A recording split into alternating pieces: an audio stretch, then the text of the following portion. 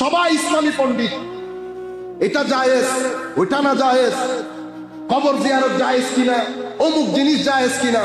ও ভাই পাঞ্জে গানার নামাজ আদায় করেন না, কোরআনের তিলাওয়াত করেন না, আমার নবীর জন্মসাল জানেন না, আলে বাইতে রাসূল পাক পঞ্জতনের নাম জানেন না, ইসলামের ইতিহাস জানেন না, কোরআন দেখেন নাই, আপনার মুখে এই কথাগুলো মানায়? আপনার মুখে এই কথা মানায়? জিন্দেগির মধ্যে কোনো ব্যালেন্স রাখেন নাই, টাকা আছে উড়িয়েছেন, আশপাশের মানুষ খাচ্ছে কি খাচ্ছে না, আম কিনতে পারছে কি কিনতে পারছে না, মাছ কিনতে পারছে কি কিনতে পারছে না।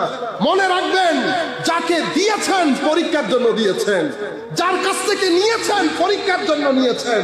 আওয়ালাম ইয়ারাউ আন্নাল্লাহা ইয়াবসুতুর রিজকা লিমান ইয়াশাউ ওয়া ইয়াকদির ইন্না ফি যালিকা লাআয়াতিন লিকাওমিন ইউমিনুন ফাআতি যাল কুরবা হাক্কাহু ওয়াল মিসকিনা ওয়াবনাস সাবিল যালিকা খায়রুল লিল্লাযিনা ইউরিদুনা ওয়াজহাল্লাহ ওয়া উলাইকা হুমুল মুফলিহুন।